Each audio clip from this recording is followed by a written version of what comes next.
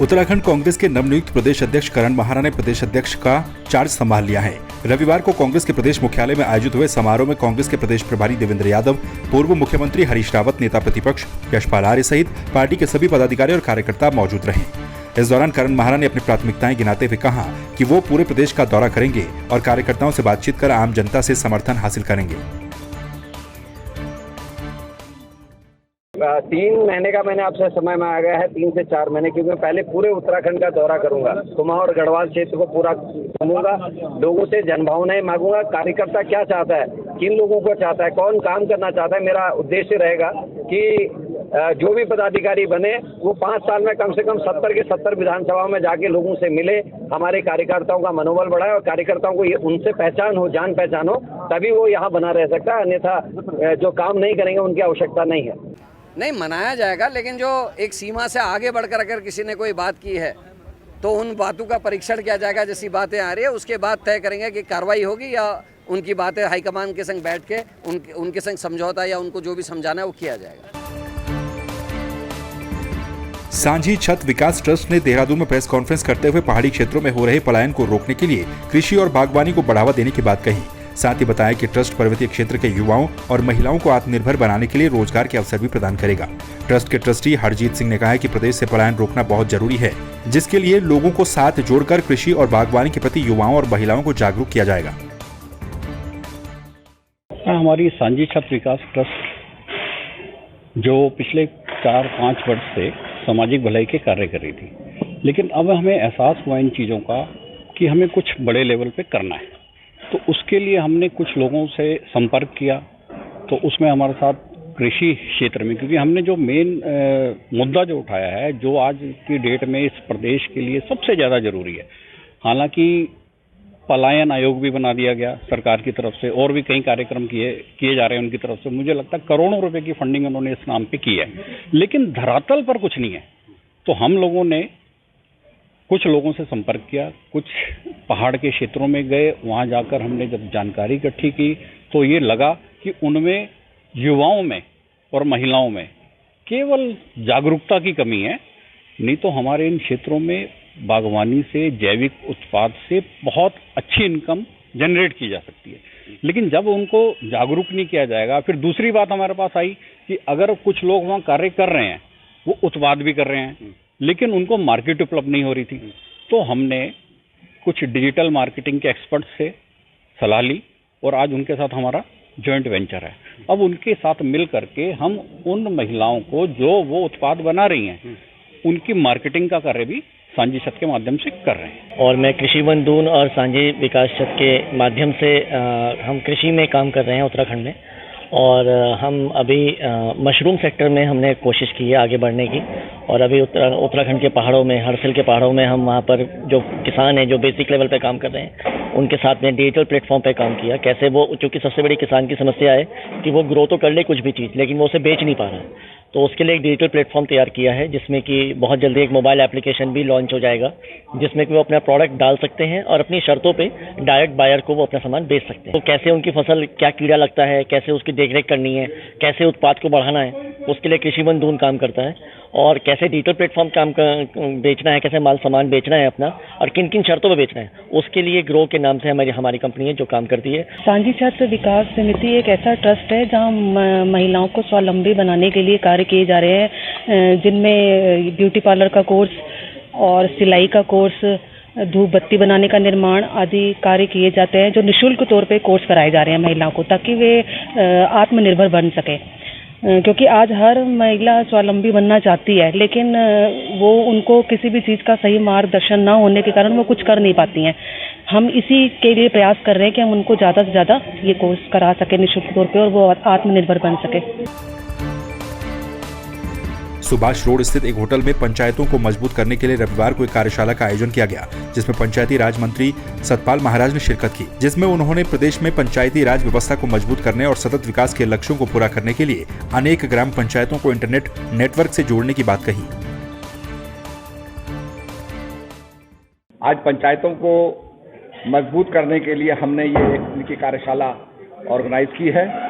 और इसमें सबसे बड़ी विशेषता यह है कि हमारे बीच में जम्मू कश्मीर से भी लगभग 30 प्रतिनिधि आने वाले हैं। मैंने वहाँ के बड़ा नज़दीक से देखा है, तो आज वहाँ जो पंचायती राज लागू हुआ है एक्ट, ये अपने आप में अभिनंदन योग्य है, स्वागत योग्य है, और वहाँ पर भी धरातल पर काम उतरने लगे हैं। तो आज उनके बीच में उनका हम स्वागत करेंगे, उसके साथ साथ उनके बीच में विचार विमर्श करेंगे। और इसके साथ साथ केरला को हमने और हिमाचल को हमने स्टडी प्रांत बनाया है, स्टेट बनाया है। तो निश्चित रूप में हम पंचायती राज को मजबूत करेंगे और इस कार्यक्रम में ऐतिहासिक फैसले होंगे, जिससे कि हमारे जितने भी जनप्रतिनिधि हैं मजबूत होंगे। गोरखाली सुधार सभा ने अपना 84वां स्थापना दिवस धूमधाम के साथ मनाया। कार्यक्रम में पहुंचे मुख्य अतिथि दार्जिलिंग के सांसद राजू बिष्ट, विशिष्ट अतिथि टिहरी की सांसद माला राजलक्ष्मी शाह, कैबिनेट मंत्री गणेश जोशी ने दीप प्रज्वलित करते हुए कार्यक्रम का शुभारंभ किया। इस दौरान गोरखाली सुधार सभा के अध्यक्ष पदम थापा ने कहा कि संस्था वर्तमान में समाज के हितों में कार्य कर रही है। साथ ही कार्यक्रम में वीर सैनिकों को भी सम्मानित किया गया। इस स्थापना दिवस में जो मुख्य आकर्षक था कि आज हम लोगों ने यहाँ वीर नारियों का जो गैलेंट्री अवार्ड्स हैं, स्कॉलरशिप हैं, शिक्षा के क्षेत्र में, खेल के क्षेत्र में, साहित्य के क्षेत्र में जितने भी लोग हैं उन लोगों को, बच्चों को, युवा वर्ग को भी हमने सम्मान किया है। और ये एक संदेश देना चाह रहे हैं कि साथ साथ में गोरखाली सुधार सभा द्वारा सांस्कृतिक कार्यक्रम का भी आयोजन किया जा रहा है, जो कि बहुत ही एक इस तरह से हमने इसको फॉर्म किया था कि इसमें हम जौनसारी विषय को भी डांस करें, गढ़वाली डांस है, गढ़वाली गीत है, प्लस नेपाली भाषा जो हमारी है वो डांस भी, हम लोग फोक डांस है, चोटी है वगैरह सब यहाँ आज हम लोगों ने आयोजन किया हुआ है। प्लस हमें ये है कि राजू बिष्ट जी आए यहाँ, बहुत एक अच्छा उन्होंने अपना संदेश दिया समुदाय के लिए। 84 वर्ष पुराना हमारा ये संस्था है। देश आज़ाद होने से भी पहले हमारी ये संस्था बनी हुई है और हम अपने समाज में, अपने समाज के गरीबों के लिए, अभी हम आप देख रहे होंगे, अभी हमने कम से कम 60 बच्चों को छात्रवृत्ति दी है, वरिष्ठ जनों को सम्मान किया है, वीर नारियों को सम्मान किया है, सिलाई कढ़ाई के केंद्र भी चलाते हैं और यहाँ पर हम कंप्यूटर भी वो करते हैं। और हम इस स्थापना दिवस को बहुत धूमधाम से मनाया हम लोगों ने। हमने माननीय मुख्यमंत्री जी को भी बुलाया था, लेकिन उनका दिल्ली में कार्यक्रम होने के कारण वो नहीं आ पाए, तो उनके जो प्रतिनिधि के रूप में कैबिनेट मिनिस्टर गणेश जोशी जी आए थे, उनको हमने अपना ज्ञापन सौंपा जो हमारी मांगे थी उनके बारे में। और दार्जिलिंग के सांसद राजू बिष्ट जी भी हमारे निमंत्रण पर आए थे। तो हमें आज बहुत खुशी है, माननीय माला राज्यलक्ष्मी शाह महारानी जी जो सांसद है, टिहरी सांसद, वो आई थी, आदरणीय तरुण विजय जी आए थे। तो सभी सम्मानित लोगों ने हमें आशीर्वाद दिया और हम इसी तरह से अच्छा काम कर रहे हैं और उन्होंने आकर के हम लोग का मनोबल भी बढ़ाया। गंगोलीहाट विधानसभा के विकास कार्यों को लेकर सांसद अजय टमटा ने स्थानीय लोगों के साथ बेरीनाग में बैठक की। बेरीनाग क्षेत्र में हफ्ते में एक दिन पानी मिलने पर सांसद अजय टमटा ने विभागीय अधिकारियों को जमकर फटकार लगाई। वहीं बैठक में एनएच के अधिकारियों के न पहुंचने पर लोगों ने अधिकारियों के खिलाफ कार्रवाई की मांग भी की। इस दौरान सांसद ने सैकड़ों महिलाओं को निःशुल्क उज्ज्वला कनेक्शन वितरित किए। यहाँ पर हमने सभी भारत सरकार से चलने वाली योजनाएं, जो महत्वाकांक्षी योजनाएं हैं, माननीय प्रधानमंत्री जी का जो विजन है, घर घर तक सबको पानी देना है, सबको जल देना है। हमने जो योजनाएं गांव-गांव तक सड़कें ले जानी है, पीएमजीएसवाई की, पीडब्ल्यूडी की, एनपीसीसी की, जितनी भी रोडें हैं गाँव से जोड़ने वाली, उनके काम हो रहे हैं। हाईडील से भी संबंधित जो भी हमारे को हर घर तक बिजली जो हमने पहुंचाई है उसका भी लाभ सब तक मिले, और उज्ज्वला गैस के वितरण का भी हमने काम किया है। इसलिए भारत सरकार से चलने वाली उन सभी योजनाओं के बारे में यहाँ पर समीक्षा बैठक हो रही है और समीक्षा बैठक में अधिकारी भी आए हैं और अधिकारी को दिशा निर्देश दिए जा रहे हैं कि तत्काल प्रधानमंत्री जी की मंशा के अनुसार हर एक योजना जो उपयोगी है, चाहे वो लोगों को मिलने वाला खाद्यान्न है, चाहे लोगों को मिलने वाली हॉर्टिकल्चर की योजनाएं हैं, वो सभी योजनाओं का लाभ यहाँ मिलने की समीक्षा की जा रही है। लालकुआं इंटर कॉलेज में आयोजित स्वास्थ्य मेले में क्षेत्रीय विधायक मोहन बिष्ट, डीएम धीरज घबरियाल ने शिरकत की। मेले में तमाम विभागों के 2 दर्जन से ज्यादा स्टॉल लगाए गए। मेले में क्षेत्र की जनता ने बढ़ चढ़कर हिस्सा लिया। विधायक मोहन बिष्ट ने कहा कि सरकार के द्वारा क्षेत्र में विकास कार्य तेजी से किए जा रहे हैं। जिन अस्पतालों का काम अभी तक पूरा नहीं हुआ है, उन अस्पतालों का काम जल्द ही पूरा कर स्वास्थ्य विभाग को सौंप दिया जाएगा। टीवी से लेकर सभी जो जितने भी अपने जो जन कल्याणकारी, लोक कल्याणकारी विभाग हैं, उन सबके द्वारा स्टॉल लगाए गए हैं और पूरे प्रदेश में ये स्वास्थ्य मेले आज से आयोजित हो गए हैं। और मैं समझता हूँ कि क्षेत्रीय जनता का तो इससे निश्चित रूप से लाभ होगा। अभी मैंने देखा कि वहाँ पे जो है विकलांग और जो सर्टिफिकेट वगैरह बनते हैं उसका स्टॉल भी लगा हुआ है। हम लोग उसके लिए प्रयास कर रहे हैं कि लोगों को वहाँ पर सुविधा मिले। और स्वास्थ्य आयुष वाले में तो मैं कहना चाहूँगा कि उसमें तो नया अस्पताल और उसकी सरकारी उसके लिए जो है जो स्टाफ क्वार्टर्स भी वगैरह भी बन रहे हैं। और 30 बेड वाले में भी बहुत तेज़ी से काम चल रहा है। मैंने लक्ष्य दिया हुआ है कि हर हाल में मई प्रथम सप्ताह तक इसको जो है जो निर्माण एजेंसी है उसने इसको स्वास्थ्य विभाग को ट्रांसफ़र करना है मई फर्स्ट वीक में। तो उसके बाद फिर वो लोग स्थापना और सुविधाएँ जो जुटाएंगे। हम समझते हैं कि मई आखिर में या जून की शुरुआत में हम इसे शुरू कर लेंगे। अमृत महोत्सव इस कार्यक्रम के अंतर्गत ब्लॉक स्तरीय स्वास्थ्य मेलों का आयोजन होना हमारे पूरे जनपद में, वैसे पूरे प्रदेश में हो रहा है। तो आज हमारी शुरुआत लालकुआं विधानसभा से हुई है। तो इसमें स्वास्थ्य मेले के अंतर्गत जो हम लोगों को दिशा निर्देश मिले हैं कि उसमें प्रत्येक व्यक्ति जिसके पास आधार कार्ड हो उसका एक यूनिक हेल्थ कार्ड बनेगा और ये प्रोसेस लगातार चलता रहे।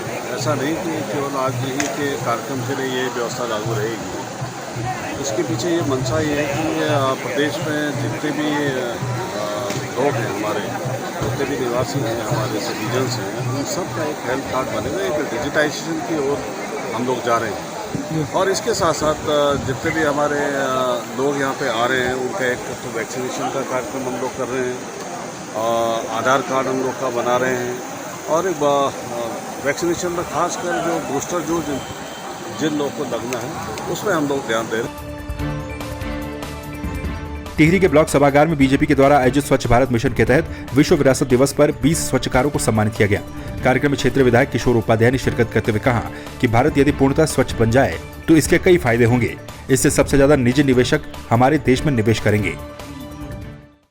जीवन में स्वस्थ अगर रहना है तो स्वच्छता बहुत जरूरी है। आप हमारे समाज के सबसे महत्वपूर्ण अंग हैं, इसलिए उनके दिशा निर्देशों में हमारे भाई हमारी बहनें जो इस कार्य को कर रही हैं, हम श्रद्धा भाव से उनको नमन करते हैं। और एक छोटा सा प्रयास था।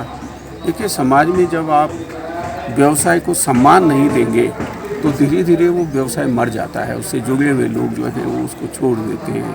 तो ये हमारी जिम्मेदारी बनती है कि समाज में जैसे महर्षि वाल्मीकि हुए उस तरह से उन लोगों को स्थापित और सम्मान देने का काम करें। और ये एक अच्छा कार्यक्रम जो है पार्टी ने आरंभ किया है। टिहरी जिले के चंबा नगर पालिका के विक्टोरिया क्रॉस गब्बर सिंह स्मारक में 40 फीट का झंडा लगाया गया। नगर पालिका के अध्यक्ष सुमन रमोला ने कहा है कि नगर पालिका की बोर्ड बैठक में झंडा लगाने का प्रस्ताव सर्वसम्मति से पारित किया गया था, जिसके बाद झंडे को नगर को समर्पित किया गया। सबसे पहले मैं नमन करती हूँ।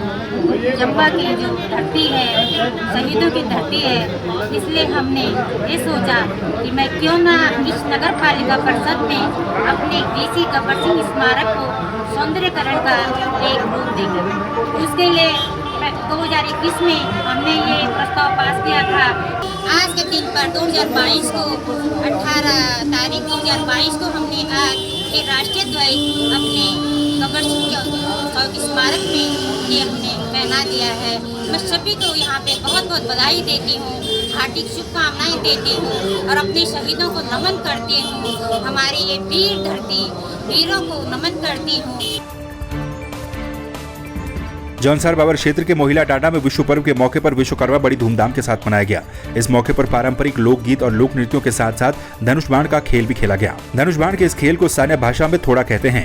ये विश्व पर्व का आकर्षण का केंद्र होता है। ये परंपरा जनजातीय क्षेत्र में सदियों से चली आ रही है। ऐसा भी माना जाता है कि ये कौरव और पांडवों का युद्ध है, जिसे छाटी और पाशी युद्ध भी कहा जाता है।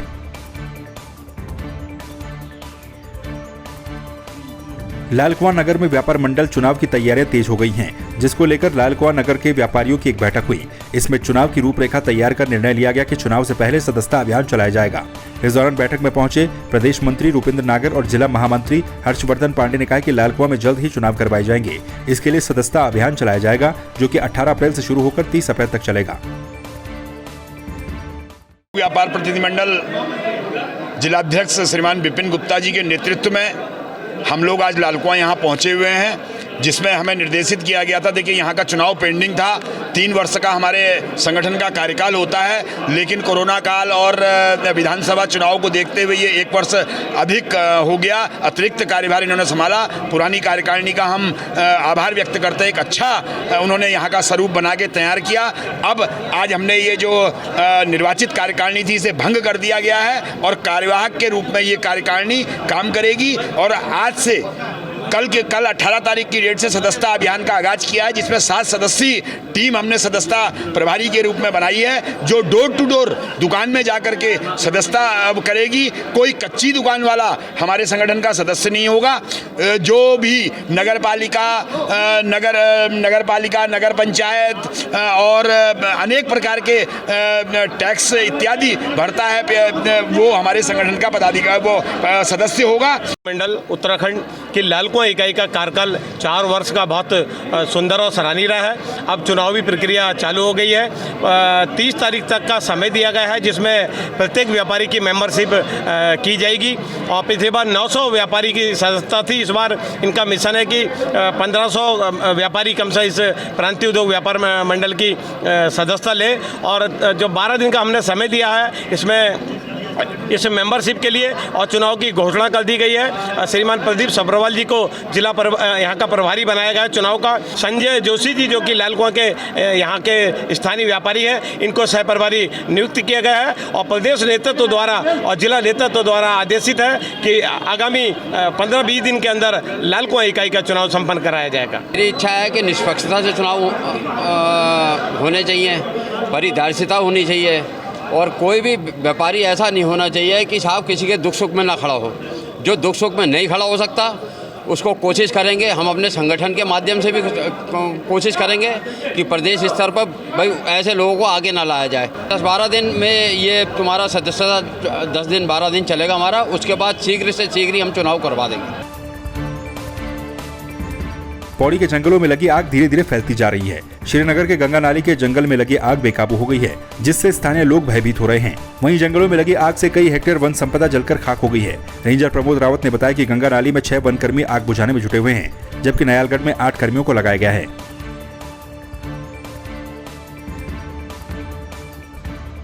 श्रीनगर में कुछ युवा प्रदेश को साफ सुथरा रखने के लिए जगह जगह पर जाकर कूड़ा उठाने का काम कर रहे हैं। वो खुद को सोल्जर ऑफ एनवायरनमेंट के नाम से बुलाते हैं। सोल्जर ऑफ एनवायरनमेंट के सदस्य सुमन जोशी बताते हैं कि वो इस बार 4 धाम यात्रा के दौरान जगह जगह जाकर पर्यटकों को जागरूक करने का काम करेंगे।